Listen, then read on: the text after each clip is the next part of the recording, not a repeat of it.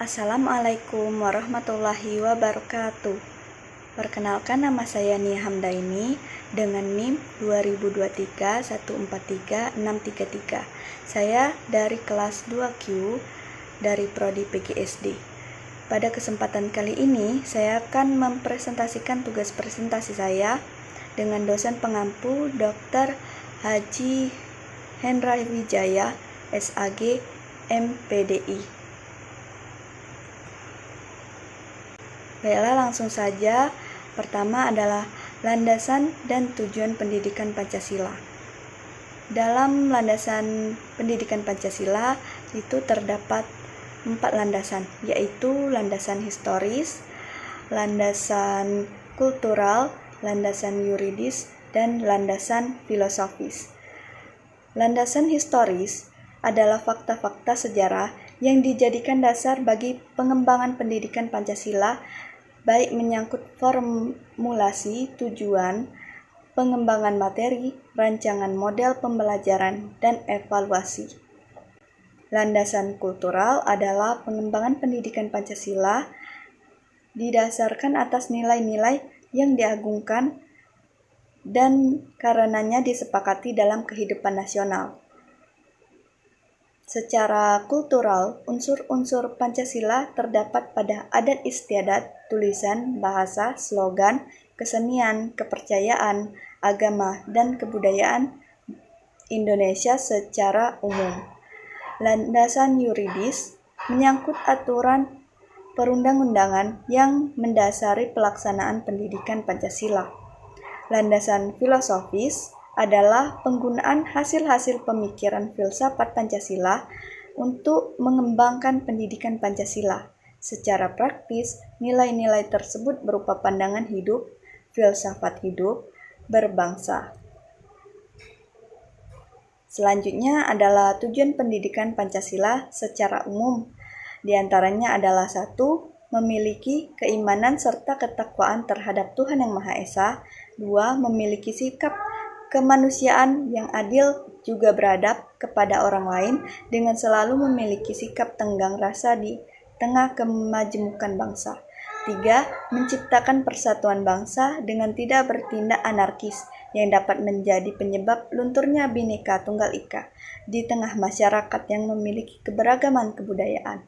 4. Menciptakan sikap kerakyatan yang mendahulukan kepentingan umum dan mengutamakan musyawarah untuk mencapai keadaan yang mufakat. 5. Memberikan dukungan sebagai cara menciptakan keadaan yang berkeadilan sosial dalam masyarakat. Selanjutnya adalah hak dan kewajiban warga negara. Hak warga negara diartikan sebagai semua hal yang diperoleh atau didapatkan seseorang warga negara baik dalam bentuk kewenangan maupun kekuasaan. Hak pada dasarnya adalah sesuatu yang seharusnya bisa diterima atau dinikmati. Hal itu berarti kita berhak menerima hal-hal yang menjadi hak kita dan kita tidak boleh melanggar hak orang lain.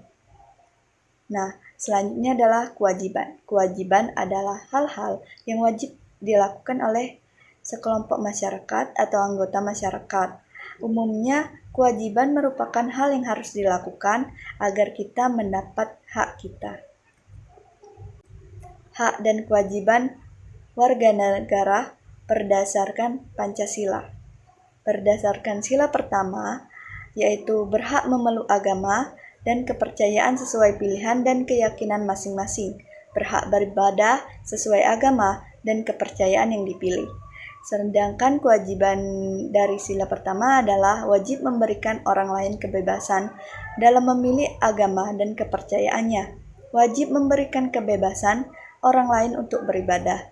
Wajib menghormati kepercayaan agama lain. Selanjutnya adalah sila kedua.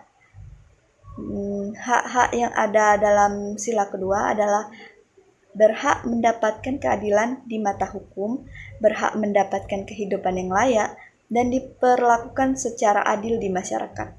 Dan kewajibannya adalah wajib bersikap adil dan membela kebenaran, wajib menjunjung tinggi nilai kemanusiaan dan tanggung dan tenggang rasa.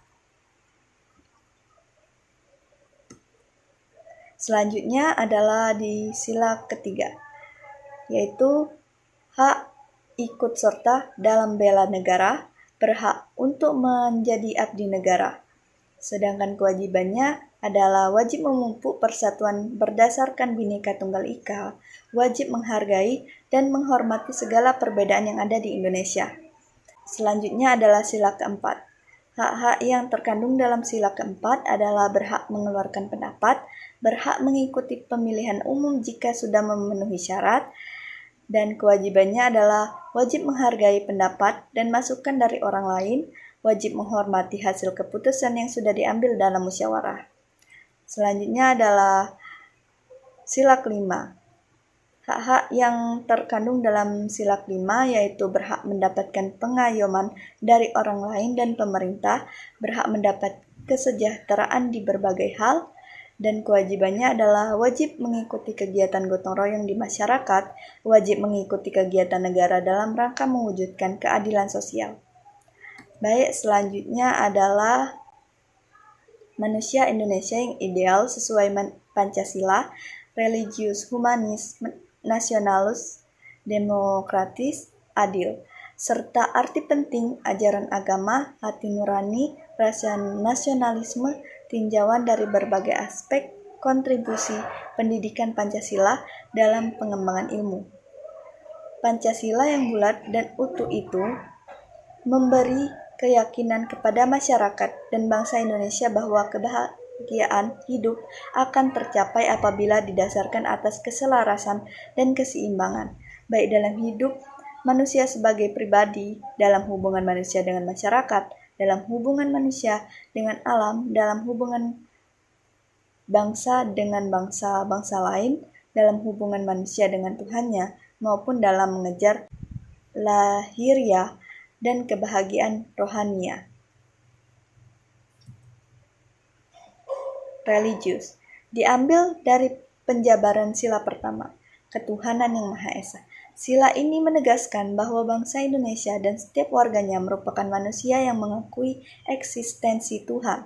Tuhan yang seperti apa dan bagaimana adalah hak setiap warga negara.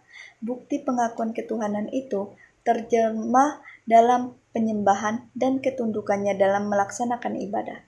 Humanis, sosialis, telah berakar pada keyakinan akan kesatuan dan solidaritas antar sesama umat manusia yang mendiami kepulauan Nusantara sebelum kemerdekaan. Karena adanya cita-cita luhur yang hidup bersama dalam satu wadah kenegaraan, maka perjuangan merebut kemerdekaan menjadi bukti nyata atas implementasi nilai-nilai solidaritas kemanusiaan itu. Dalam nilai nasionalis, pendidikan Pancasila menanamkan rasa cinta dan kesetiaan terhadap tanah air dan bangsa. Dalam nilai demokratis, pendidikan Pancasila mengajarkan prinsip-prinsip demokrasi, termasuk hak asasi manusia, kebebasan berpendapat, keadilan sosial, dan partisipasi politik yang bertanggung jawab.